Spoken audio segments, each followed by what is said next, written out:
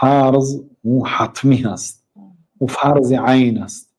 فقط در حالت بیماری ماهانه بودن الله تعالی اجازه داده است نخوان. دیگه در یگان حالت، حتی در حالت شل بودن، در حالت آب نبودن، در حالت حتی تیمم کردن نتوانستن، در حالتی که یک آدم 90% سوخت است، مثلا جومیده نمیتونه، در حالتی چه خیلی حالت باشه، در اون حالت باید نمازی فرض را خواند.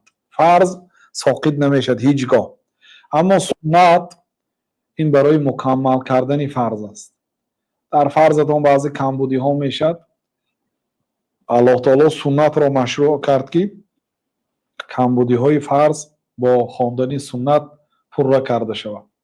سنت روز قیامت جوابگری ندارد، خاصتا در این حالتی که شما در آن حالت قرار دارید.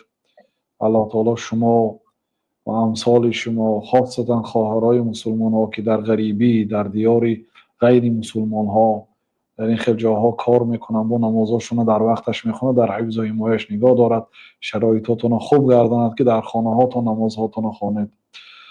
آمین یا رب العالمین.